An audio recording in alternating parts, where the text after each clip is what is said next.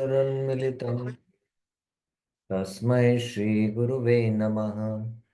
श्रीचैतन्यमनोभीष्टं स्थापितं येन भूतले स्वयं रूप कदा मह्यं ददाति स्वपदान्तिकम्।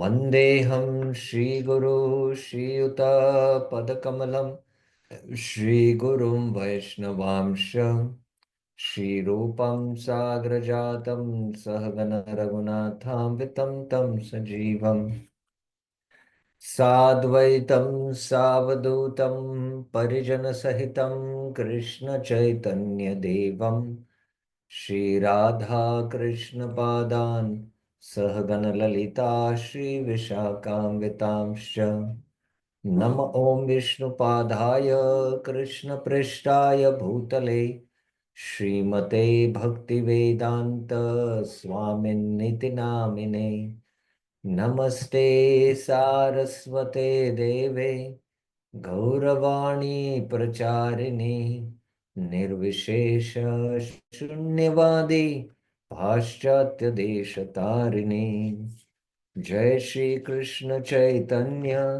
प्रभु नित्यानंद श्री अद्वैत गदाधर श्रीवासादि गौर भक्त वृंद हरे Krishna Krishna Krishna Hare Hare Hare Ram Ram Ram Hare Hare Hare Krishna. So welcome to our Nectar of Instruction discussion. If you remember, we had started the discussion on verse 1. We had two classes on it. We discussed Bhaktivinoda Thakur's explanation of what verse 1 deals with. Then we discussed the concept of Vega and how Rupa Goswami has discussed that one should control these six urges. And then we discussed what is the connection with Shama and Dama, which is control of the mind and senses, with Bhakti, because Bhakti has nothing to do with Shama and Dama. So we discussed that. And then we discussed about atonement, paragraphs 1 and 2. Why Prabhupada discusses about this atonement? Because basically, how to control these urges by bhakti. Sarvopadi vinirmuktam tatparatvena nirmalam rishikena rishikena. That's how. So to establish that, the whole background in paragraph 1 and 2, karma, jnana, and then bhakti, and Rupa Goswami thus mentions, this easy process is recommended. It's not recommended directly here in the first verse of Updeshamrit, but definitely it is there in the Nectar of Instructions, sorry, Nectar of Devotion, Anya Vilashata Shunyanam Sarvapa. Then we went into the pacification of the six urges because Prabhupada has set the background now, how these pacification of the six urges can be done by bhakti. So we saw there is controlled speech. Positive aspect is to Krishna Katha, do Krishna Katha. Then the neutral aspect is Mauna, and the negative aspect is, unnecessary talking, useless talking, which is compared to the croaking of the frog. Then we saw also the control of the mind. In darkness, there is material thoughts or trying to create vacuum. This is again, material negative aspect, neutral aspect, and then the positive control aspect is to think about Krishna. We made a point that to plan to serve Krishna and to chant Hare Krishna, both are on a different platform. One is in the mode of passion, one is sattvic. So we distinguish that. And then anger, become angry at those who blaspheme the Lord or the devotees of the Lord. Three examples, Jagan, Madai, Hanuman, and Arjuna, and how whether we can utilize anger in Krishna's service. For that, we have to be really Goswamis. Anger at all times should be controlled. And these cases are very extraordinary cases. So one has to see the practical application, and we discussed in that context Dhruva Maharaj Leela. Tongue and belly, Prabhupada saved by only taking Krishna Prasadam, and then genital for begetting Krishna conscious children. So when Prabhupada concludes, when one is fully practiced in the methods of Krishna control, then he is qualified to become a bona fide spiritual master. So this is where we ended our discussion. Now we are going to go through the Anuvritti explanation. Now, in the Anuvritti explanation, as you know, Prabhupada is paraphrasing Bhakti Siddhanta Saraswati Thakur's commentary on the Updeshamrit, which is also quite deep. But in one sense, it is Bhakti Vinod Thakur who wrote the commentary called as Piyush Varshini Vritti. And then he told his son, Bhakti Siddhanta Thakur, also to comment. And following his father's commentary, Bhakti Vinod Thakur, that's why named his commentary as the Anuvritti, or the continuing or following the commentary of Bhaktivinoda Thakur. That is why his commentary name is Anuvritti. So in his Anuvritti commentary, Prabhupada paraphrases this in some of his own commentary, but not all. But where he finds it relevant, he paraphrases Bhakti Siddhanta Saraswati Thakur's commentary. Bhaktivinoda Thakur's commentary actually is quite exhaustive and which requires a separate study. So definitely after Updeshamrit is over, we will be launching the course on Nectar of Instruction based on the previous Acharya's commentary. We'll be studying detailed the commentary of Bhakti Siddhanta Saraswati Thakur, Bhaktivinoda Thakur and Radharaman Goswami. So why this Anuvritti? What is the reason behind? In fact, just to point out that when Bhakti Siddhanta Saraswati Thakur was commenting on the eighth text, Bhaktivinoda Thakur left the world, and Bhakti Siddhanta Saraswati Thakur was so much feeling deep lamentation that he stopped writing the commentary, and it is only after later some time that he continued writing the commentary. So this is the incident also which happened that time. So what Bhakti Siddhanta Saraswati Thakur does is that he analyzes these six urges into three categories: the urge to speak, the urge of the mind, and the urge of the body, the demands of the body. And within the urge of the mind, he puts the urge of the mind and the urge of the anger. How we'll see that. And within the demands of the body, he puts the demands of the tongue, belly, and genitals. He classifies them in the urge of the body. So, urge of the mind, urge to speak, and the urge of the body, demands of the body. So, this is another way of classifying things. So, Sankhya is analysis, and there are 24 elements. Some analyze it as 8, some 11, some 15, some 16, some 21. So all these analyses are correct, and they give different perspectives, so that the more you understand from different perspectives, you can deal with the urges and thereby attain sense control, self-control. So this is another way of analyzing. There was the one urge of the mind into six, and Prabhupada has given his commentary. Now that six urges are classified into three with subheadings. So this is how Bhakti Siddhanta Saraswati Thakur does it. So let's go into it. In his Anuvritti explanation of the Updeshamrit, Srila Bhakti Siddhanta Saraswati Thakur writes that our material identification creates three kinds of urges. So it's our material identification. We identify ourselves with the body. And that creates these three kinds of urges: urge to speak, urges or demands of the mind, and the demands of the body. So I've already put this in the chart here. When the living entity falls victim to these three types of urges, his life becomes inauspicious. Please mark this statement, that when you come under the control of these urges, your life becomes inauspicious. It becomes inauspicious. So it's not only, the urge to speak, to urge to read, not novels, sorry, not Shastra, but to read novels or newspaper or whatever it is. And even now, you can extend this, the urge to read or to watch the web or read on the web news. So even that it applies. So when we fall victim to this, any of these three urges, it's not just the urge to speak, the urge to read, the urge to watch news, the urge to read on the browser, the web, all that categories now it has expanded. And all this will come under the urge to speak. And when a living entity falls victim, his life becomes inauspicious. It's as good as he becomes impure, ashuddha.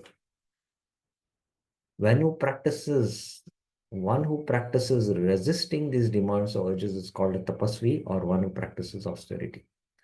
So here another definition of tapasya is given by Bhakti Siddhanta Saraswati Thakur, and then says, by such tapasya one can overcome victimization of the material energy, the external potency of the Supreme Personality of God. Actually, when we fall victim to these urges, we are actually, victimized by the Maya Shakti of the Lord. And only one who can resist these urges, he can overcome this victimization. That means as long as we are under the control of these urges, any of the urges of the speech, mind, or the body, that means we are under control of the Maya Shakti. Okay, now we'll go to urge to speak. So I'm just giving the summary in the form of this table. Bhakti Siddhanta Saraswati Thakur, as I mentioned, he expands this urge to speak as talking and also writing literatures. I have a desire, my story, you know, how I became a businessman. So my story, everyone wants to write their own story. So that urge to speak is in the form of a book written, and everyone should read by book. So in one sense, reading that book is also you're hearing from that person his story, you know, and that is also the urge to speak.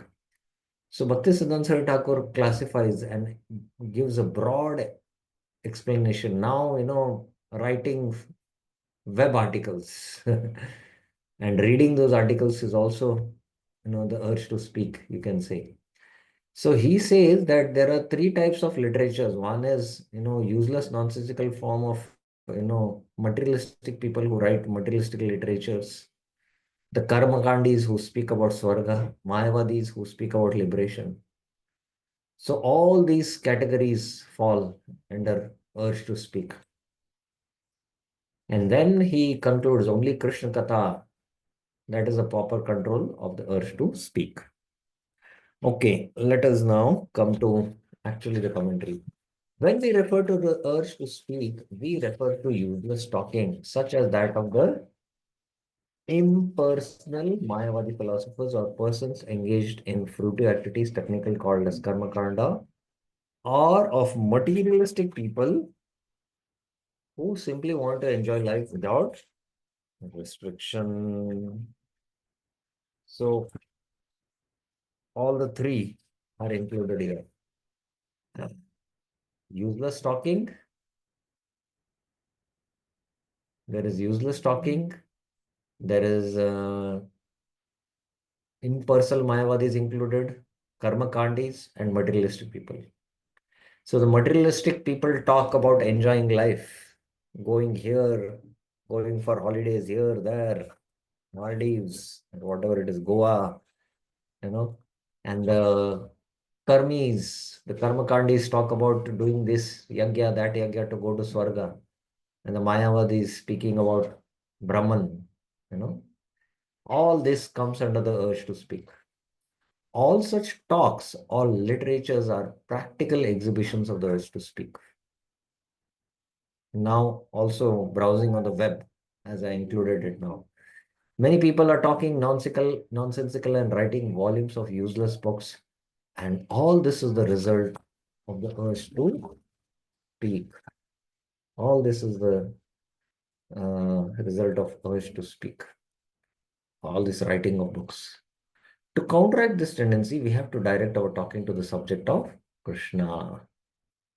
And then these famous two verses from the Bhagavatam, Narad and Vyas Samvad, he gives. Nayadvachaschitrapadam hareryasho jagat pavitram pranagreeta karhichit tadvayasam tirtamushanti manasa nayatra hamsa niramat uchikshaya. Those words which do not glorify the glories of the Lord, Nayad Vajas Chitra Padam Hare Resho, who alone can sanctify the atmosphere of the holy name, Jagat Pavitram Pranagita Karhijit, are considered by saintly person to be the like a place of pilgrimage for crows. Tad Vayasam Tirtam Ushanti, by the Manasa, by the Paramamsas. Since the all perfect persons are inhabitants of the transcendental mode, they do not derive any pleasure there. Na yatra hamsa niramatya chakshaya. So, uh, the crows always go in the filthy pace and sit. And they, you know, anything refuse, even a vomit, I've practically seen it. I was sitting in a bus and one lady vomited and suddenly the crow started, eating it. So the sense gratification is compared to, such a dirty thing like vomit. And you go again and enjoy the same thing. It's like eating your own vomit. So that's how, and crow is black in color. The hamsa is white in color, which is pure, sign of purity. So there are these always two types of mentalities. Those who are, sense gratifiers and those who are always glorifying the Lord. So in this category are included all, the materialist, the karma kandis, and the mayavadis. And then this next verse is there. Tadva visargo janakad viplavo yasmin pratishlokam abhadyavattapi namani anantasya yasho ankitani yat shunvanti gayanti grinanti sadhava. On the other hand, that literature, which is full of descriptions of the transcendental glories of the name, form, fame, form, pastimes, etc., of the unlimited Supreme Lord. Yasmin prati shloka abhadyavatvapi namani anantasya yasho ankitaniyat. Full of transcendental words directed towards bringing about a revolution in the impious lives of this world's misdirected civilization. Janataga Viplavo. Viplavo means practically a revolution.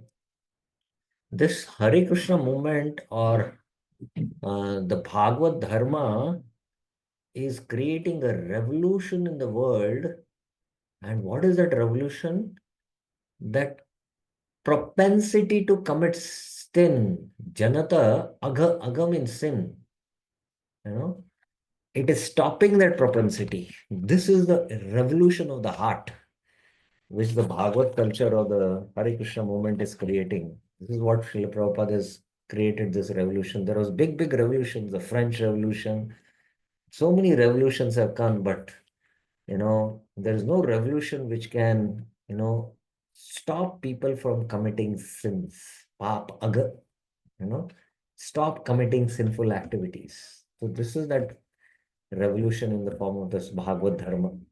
Such transcendental literatures, even though imperfectly composed, Yasmin Pratishlok Abhadyavatapi, are heard, sung, and accepted by purified men who are thoroughly honest. Shunvanti Gayanti Grananti Sadhava. So to substantiate this statement, how the talk has to be diverted to subject matter of Krishna. And there are these two things, there is materialistic literature, which is like Vayasam Tirtha, and then the literature glorifying the Lord, It is purifying. It purifies the heart, and it is sung by great sages. The conclusion is that only when we talk about devotional service to the Supreme Personality Godhead can we refrain from useless, nonsensical talk. We should always endeavor to use our speaking power solely for the purpose of realizing Krishna consciousness. Again, very profound statement. We should reflect and meditate. Am I using my speaking power to realize Krishna consciousness or something else? And then we should navigate our, you know, uh, raft in the right direction.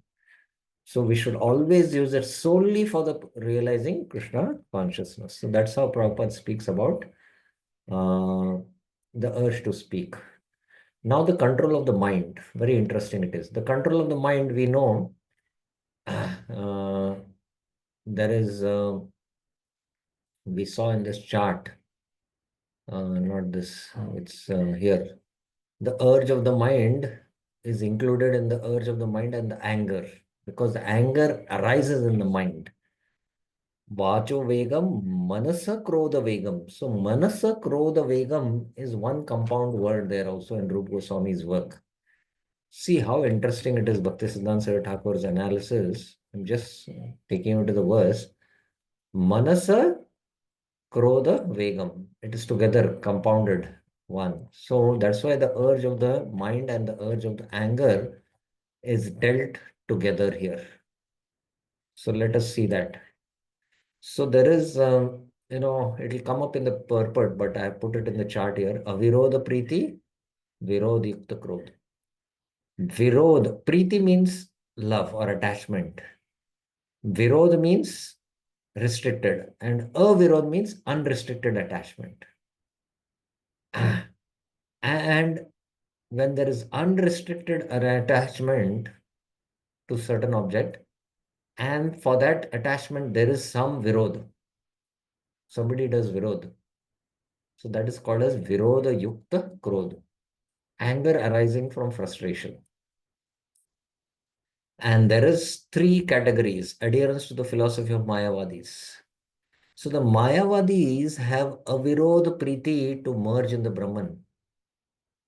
And moga asha, moga karmano, moga jnana vichesata. Raksisim asurim bhavam, prakritim mohinim shita. This is there in the Bhagavad Gita, chapter 9, verse 12. Yeah. Mogasha, mo karmana, karmana, karmana, karmano, moga jnana vicheshtita. Raksasim asurim chaiva prakritim mohini shita. Those who are thus bewildered and attracted by demonic and atheistic views, in that deluded condition, they are hopes for liberation. Their fruitive activities, the culture and all, they are defeated. Because in the previous verse, it is mentioned, Avajananti Bhavajananto Mama Bhuta Maheshwara. These are the Mayavadis. So, these Mayavadis have avirodh priti towards, becoming one with the Lord. And when their hopes are defeated, then there is anger arising. When their plans are defeated, there's frustration arising. The karmis have also belief in fruitive results, but when they don't get the results, then there is anger. And the materialist, they keep their hopes on the politicians or on their leaders that they will satisfy our desires. So they have their plan to enjoy. And when their expectations are not met, then again there is anger arising from frustration, belief in plasmid or materialistic desires. So let's go to this purport, and I'll give you some examples to understand this point, Virodha Priti and Virodha Yukta Krodha.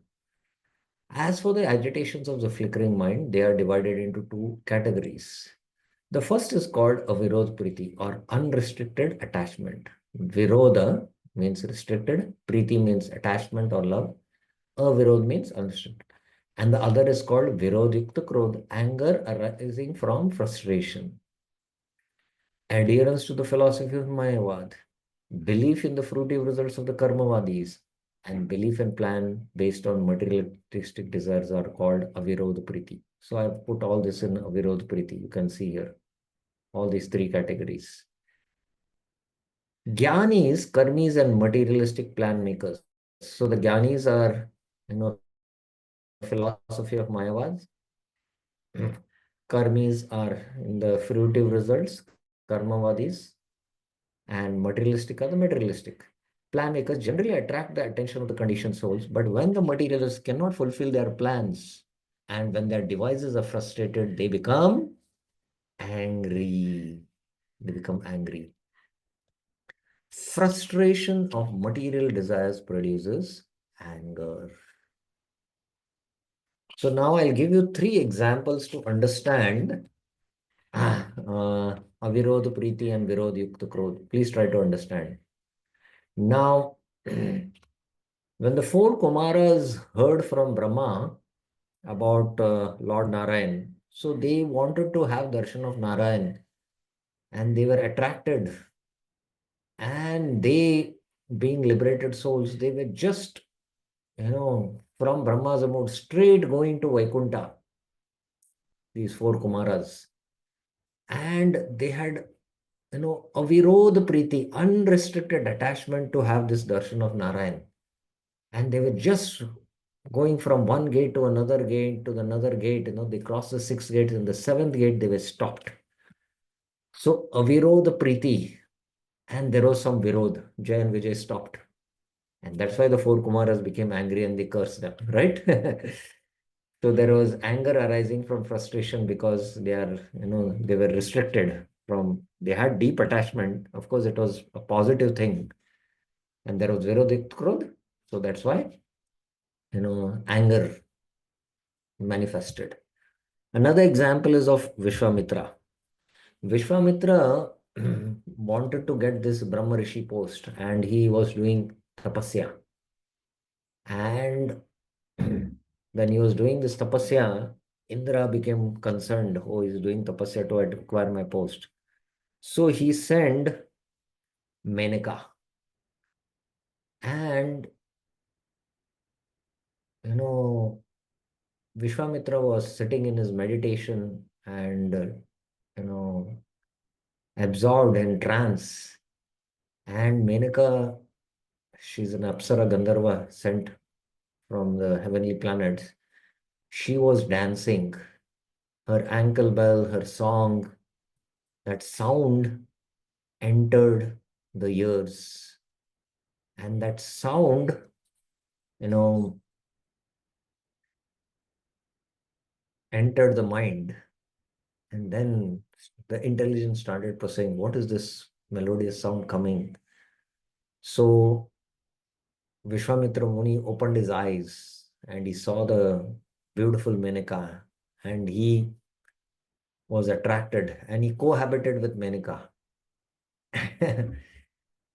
And it so happened that one day Vishwamitra Muni was with Menaka and he took his kamandalu and he was going out. They were staying in a bank of a river, maybe a Ganga or the Yamuna, I don't know. And Menaka asked, Swami, where are you going? So he said, what do you mean? Every day morning I go to do my Sandhya Vandana. But then she said, but I did not see you doing this for the last 10 years. Vishwamitra Muni realized, my goodness, for 10 years, I being attached to Menika forgot to do my Sandhya Vandana. Immediately he became disgusted, frustrated, and he left. He became in one sense angry and he left Menika and went back again to do tapasya after 10 years. Now he again sat in tapasya and this time Indra sent Ramba. And Ramba this time was scared. But Rama also started agitating Vishwamutra Muni by her sweet song and dancing. And Vishwamutra Muni, understood that. And he opened his eyes, and there was Avirodha Priti, but Virod Yukta Krodh manifested, anger manifested, and with that anger he burnt Ramba.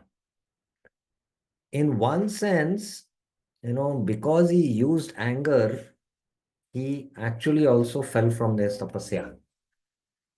So that Virod Yukta Krodh. There was already Virod Priti, which he had experienced previously with Menaka, and then there was Virod Yukta Krodh. So this is how it works. Now I'll give you another example on some idea. This is given in one of the realizations of one of our devotees who was previously a temple leader. Now he's a very exalted sannyasi. So he's giving his personal example. He was actually the treasurer of the temple. And one day morning, he planned that, I want to go to the bank to deposit this money. So with this plan, he just took the money in a briefcase and he was exiting out of the temple. And some devotee, who was a crazy person, not a devotee, but some, person who was to come to the temple, stopped him. And then he went on and on and on and on. And he was not allowing this treasurer to execute his plan. So he became angry. So the moment he became angry, he realized this instruction of Nectar of instruction, oh, Virodhi Yukta Krodh. So suddenly he changed his plan that, let me go in the afternoon to the bank. So the anger immediately subsided. So why does anger manifest? When our plans, frustration of material desires produces anger. Prabhupada is saying here. Frustration of material desires produces anger. So once our plans are frustrated, then there is anger. Then there is anger. Virodhyukta Krodh. So this is about Avirodha Priti and Virodhyukta Krodh. So now any questions about this first two paragraphs we discussed, the urge to speak and the urges of the mind. I hope you're able to clearly understand it. It's very important that we understand this concept. Any questions, any clarifications you have regarding Avirodha Priti and Virodhyukta Krodh or the urge to speak?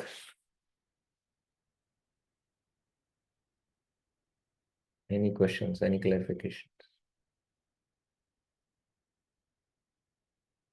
Okay. So then now we'll go to the third one. The third one is demands of the body. And within that, there is the tongue, belly, and genitals. Controlled by eating shad. That's what is the solution given. So now let me go to the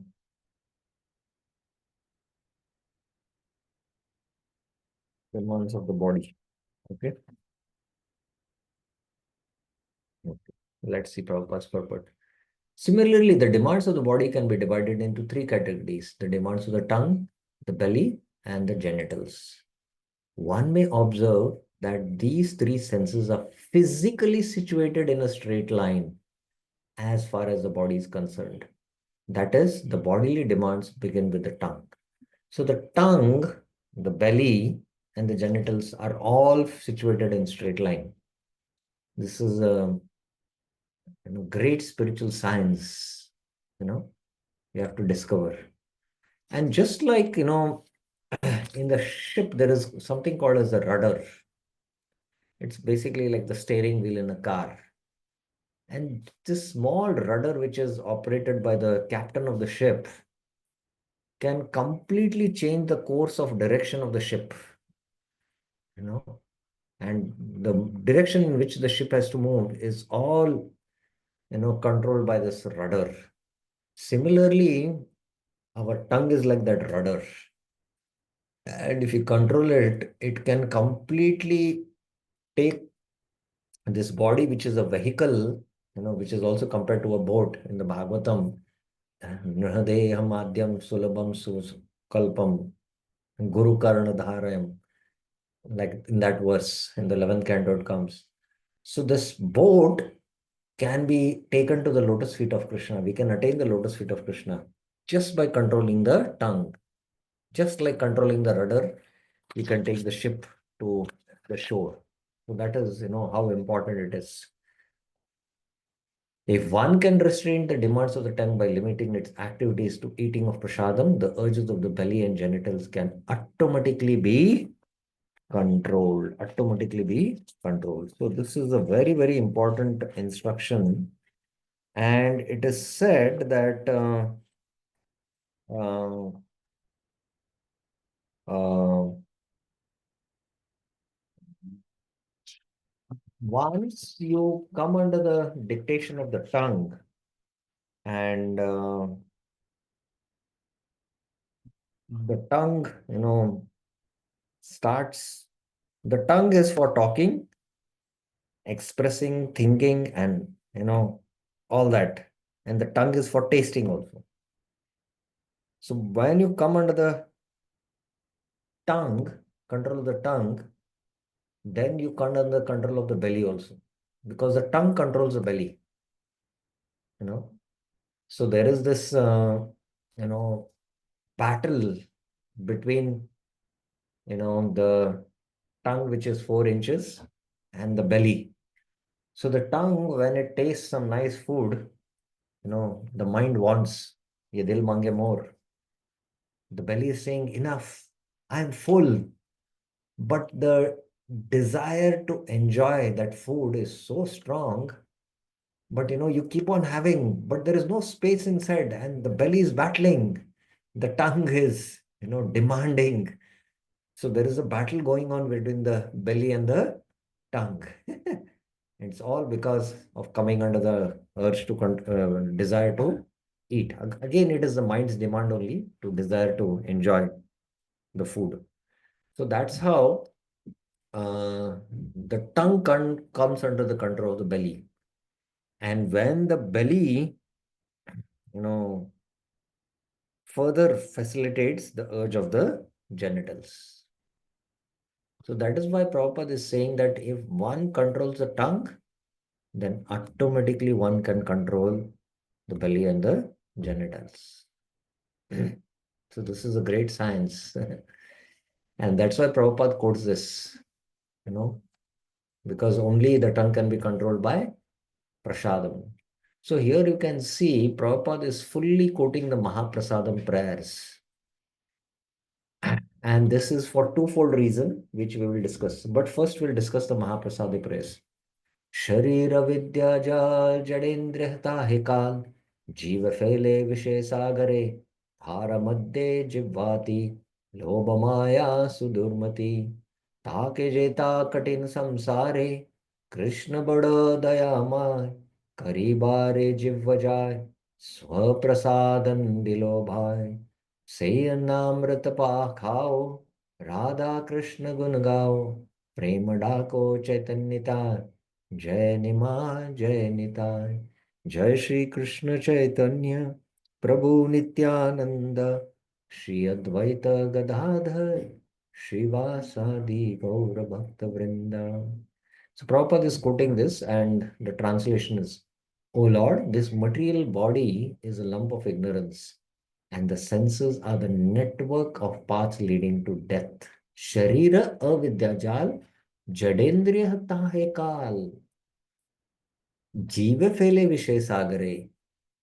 Somehow or other, we have fallen in the ocean of material sense enjoyment, and of all the senses, the tongue is the most voracious and uncontrollable. Taramade jivati lobamaya sudurati.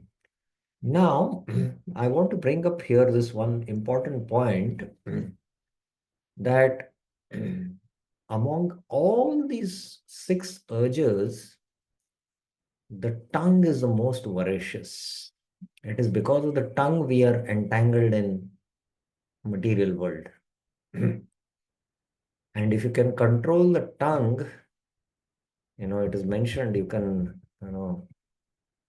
can actually like control the rudder, You can control the course of direction of the ship. So if you can conquer the tongue, then you can conquer material existence.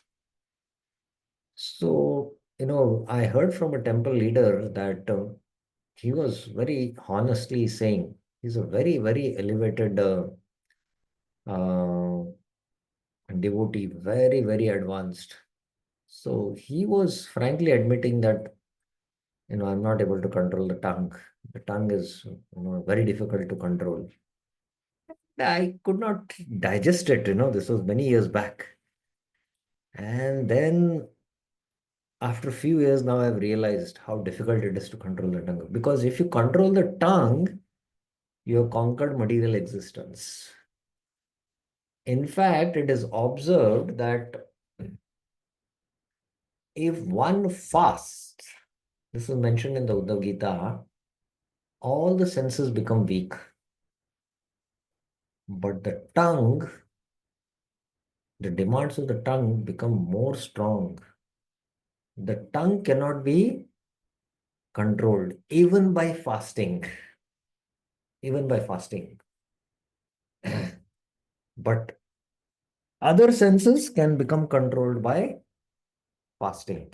But the tongue, by fasting, its demands become more strong, more deep.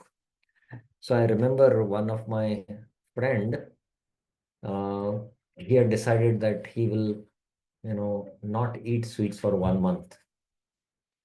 And he was following that principle.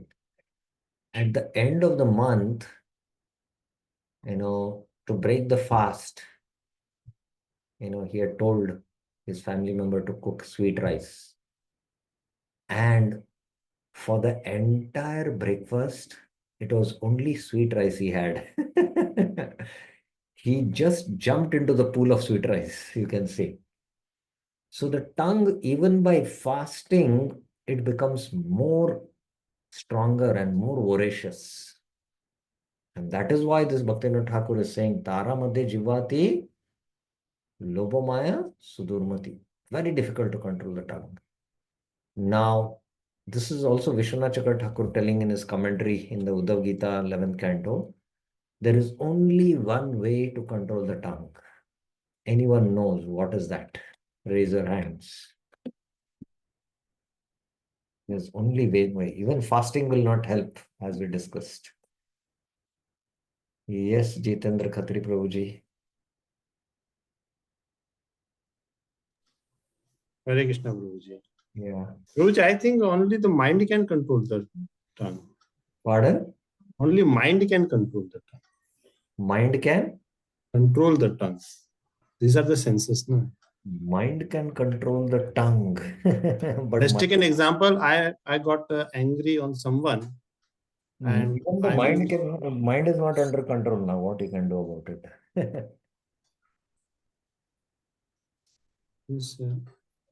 Whatever useless we are going to speak, that Pardon? speech can, whatever useless if I am going to speak, that can only be controlled by the mind only, no?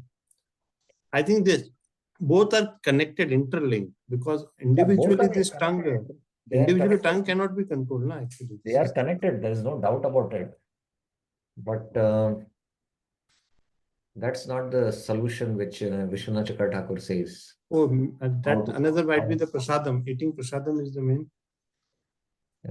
by eating prasadam, when the prasadam is very nice, you overeat. So instead of, conquering the senses, you go more into enjoyment of the senses. That's what generally we see. Yes or no? It's a fact. Yes, yes, yes, yes. Right? एक रसगुल्ला और दे दीजिए, अच्छा लग रहा है. अच्छा बना है और एक बार ले लेते हैं. हाँ.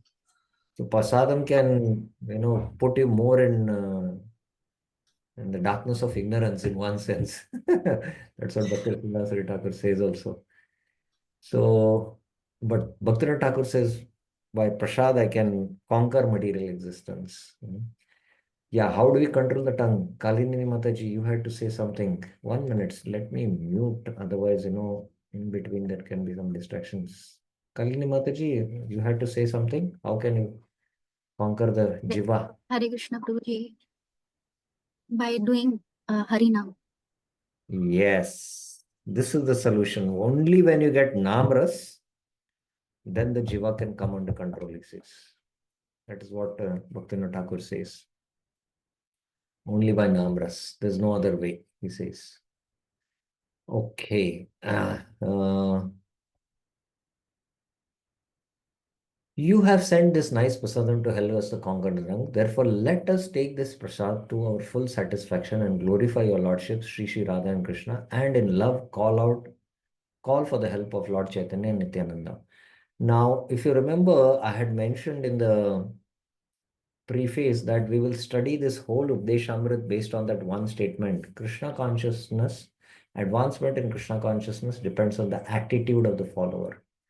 Now, generally, what happens is prasad, when it comes in front of us, we have a deep spirit of enjoying mentality. The enjoying spirit is very deep rooted, and we think we are the enjoyers, and this is we see that object as meant for my enjoyment.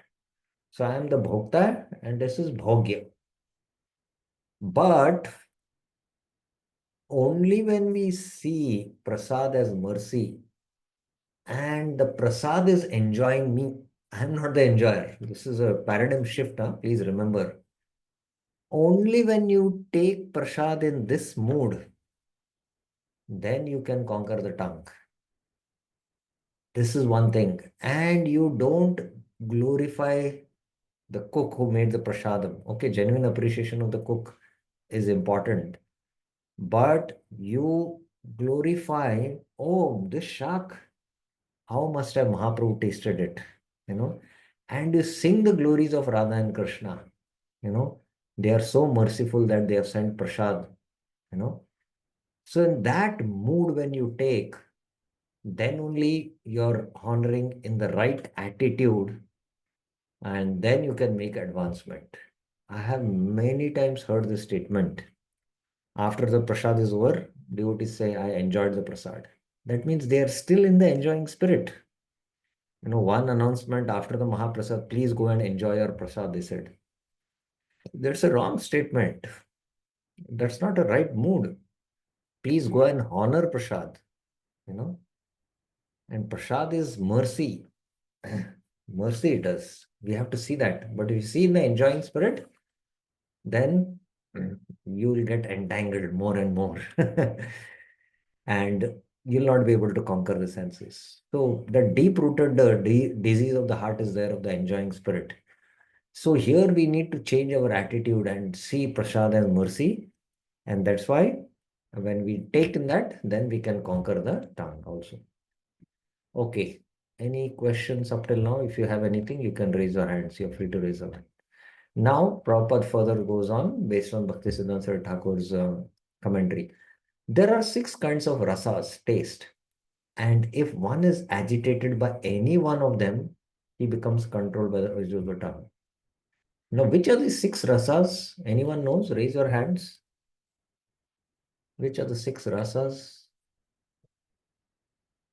Which are the 6 kinds of tastes we taste? Anyone knows? Please raise your hands. The 6 kinds of rasas.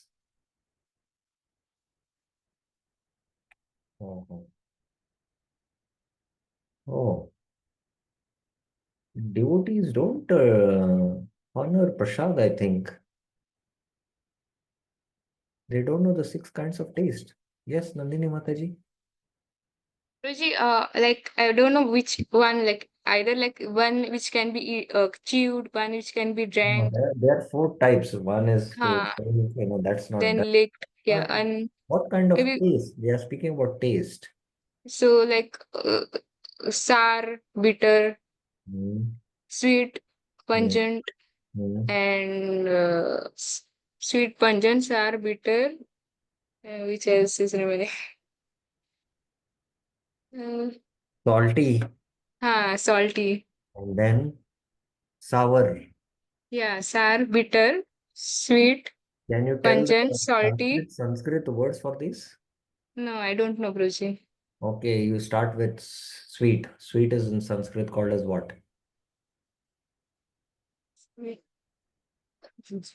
Sweet is what? Haribol? Yeah, I don't know, Prabhuji. Sweet, you don't know. Madhur. It is called Madhur. Madhur, Madhur. Yeah. Okay. Bitter is called as what? Uh, Okay. Sour is no, called as what? Amla. okay. Pungent is Tikshna. Sure. Tikshna. And then salt is called as Lavana. Okay. And then there One is, more some. Hmm. pardon? No, five are done. Sixth one is remaining. Bitter. Bitter is called as, Katu. Katu. And there is Kashaya. Kashaya is astringent. Astringent is a quite a different taste, Some of the medicines in Ayurveda are having astringent taste. The hing is astringent taste, Mhm. So there are these, and salty, lavana. Lavana is salty. So all these six shad ras bhojan, and in fact, according to Ayurveda, you should have a shad ras bhojan. All in little quantities should be there. There should be little pickle, there should be little salt also. Lime should be there, and sweet also item. But while having a shad ras bhojan, you only eat a lot of sweet because you become controlled by that sweet.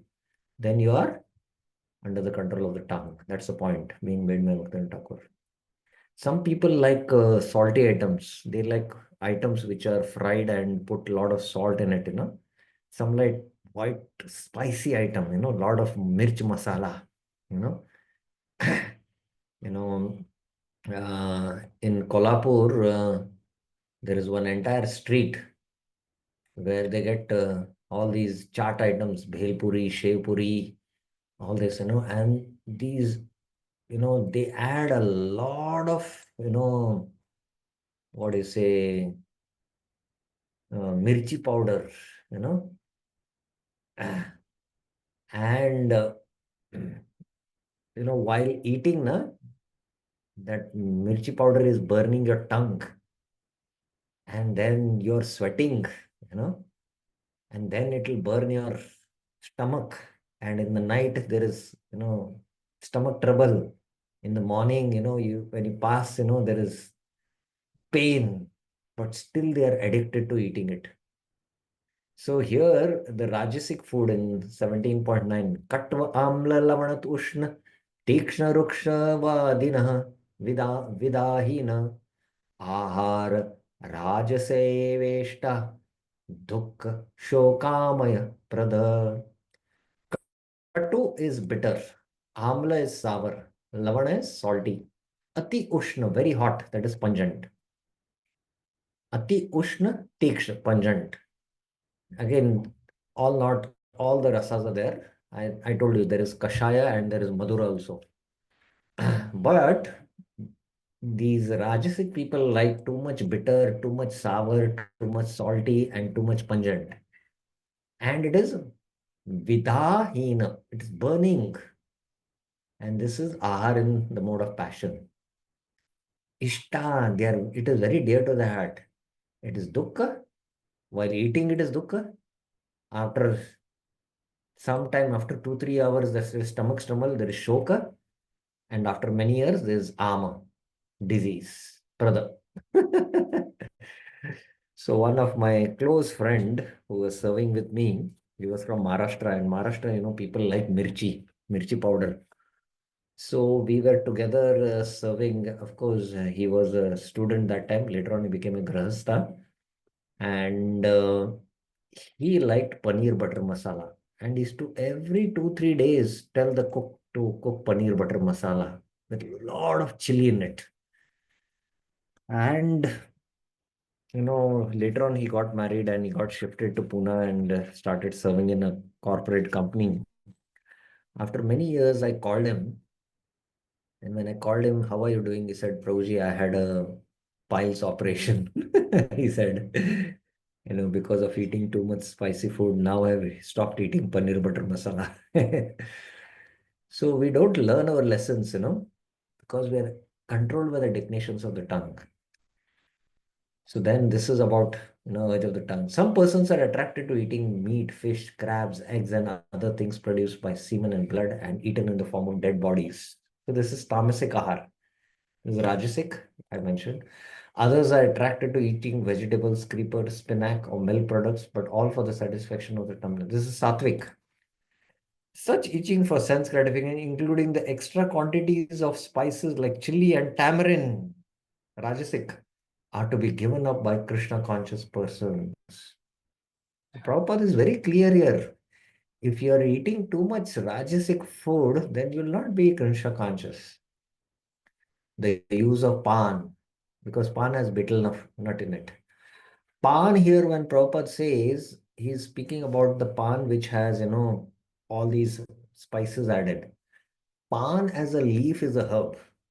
Please understand, any leaf is a herb.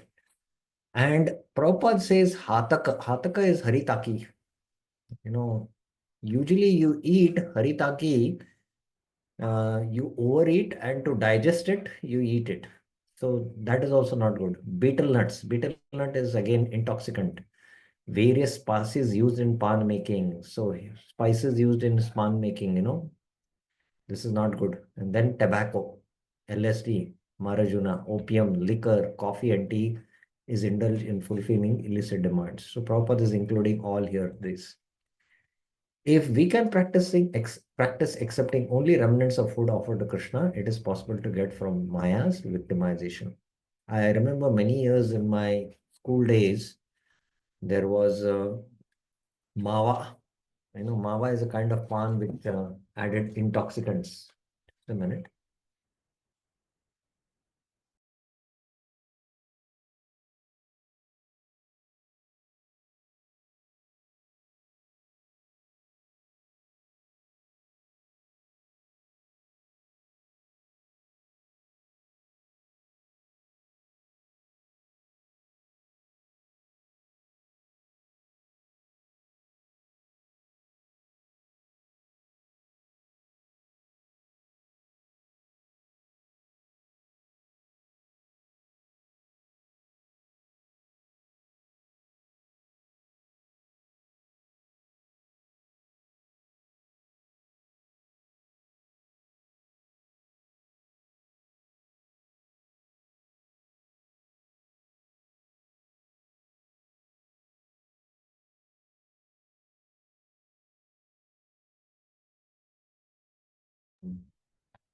Yeah. What I was saying about, mawa. This was in my school days, I remember. And there is to be kind of a intoxicant added in it. I don't remember what it is. And, you know, this classmate of mine, he used to eat it, and on the left side, there was you know, his cheek had become blown up. And later on, he developed cancer and he died. He died of cancer in that young age. People are so much addicted to these intoxicants, and they're ready to risk their life also. This is, to be noted in Maya's victimization. Vegetables, grains, fruits, milk products, and water are proper foods to offer to Lord Krishna as Lord Krishna prescribes himself. So Prabhupada is suggesting that we offer also items which are in the mode of goodness.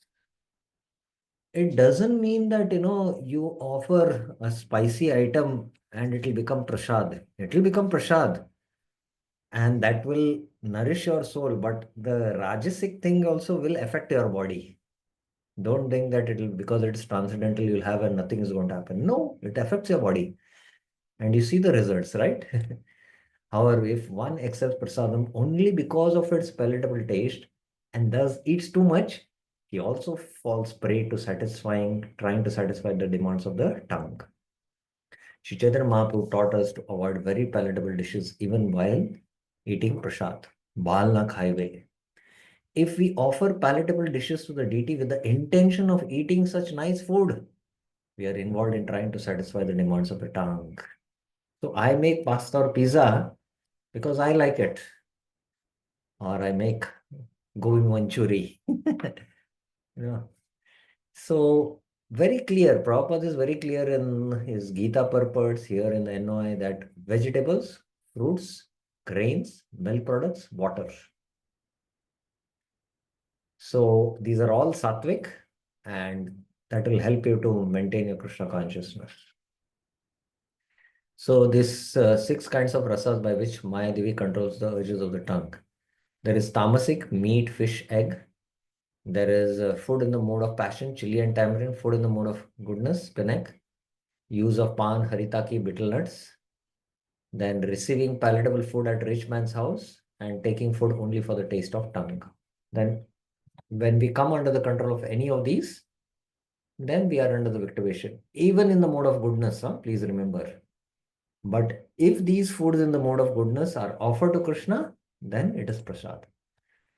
If we accept the invitation of a rich man with the idea of receiving palatable food, we are also trying to satisfy the demands of the tongue. I remember many years back, there is one Gujarati congregation. So one of my friend told that, we'll go to their house because they make a lot of fried items. So I go to that house because they give nice items. So if we accept invitation, then we are trying to satisfy the demands of the tongue.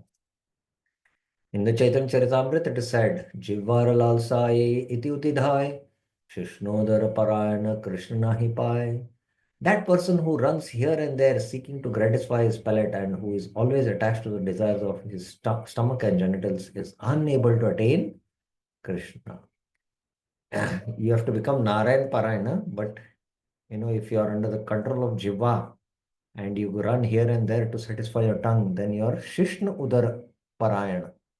If you are Shishna Udar Parayana, Krishna nahi pai. As stated before, the tongue, belly, and the genitals are all situated in a straight line and they fall in the same category. Lord Chaitanya Prabhu has said, Balna khaibe or balna paribe. Do not dress luxuriously or do not eat delicious food. This is his instructions to Raghunath Das Goswami. So the control of the tongue, eating for the satisfaction of the tongue's demands, veg, non-veg to be given up. Accepting only Krishna Prasad. Accept Prasad only because it is palatable taste, eating too much to be given up. Urges of the tongue can be controlled like that. Now, those who suffer from disease of the stomach must be unable to control the urges of the belly, at least according to this analysis. So many people, devotees, have stomach trouble sometimes. That means they are not able to control the urges of the belly, and that's why there are stomach troubles. When we desire to eat more than necessary, we automatically create many inconveniences in life. Most of the problems in the world are, because people die because of overeating. Obesity is a big problem in America. They eat these burgers and all these kind of thing, and then they drink soft drinks, and that creates obesity problem. So most of the problems are because of overeating. However, if we observe fastings like Ekadasi and Janmashtami, we can restrain the demands of the belly. So urges of the belly, eating more than necessary, observing fasts on special days, then it restrains the demands of the belly. So that completes the discussion. Now there is a last discussion, which is urges of the genitals, which is there, and time is up. So I'll not be able to cover this. We will cover this tomorrow. So any questions, any clarifications you have up till now, what we have discussed?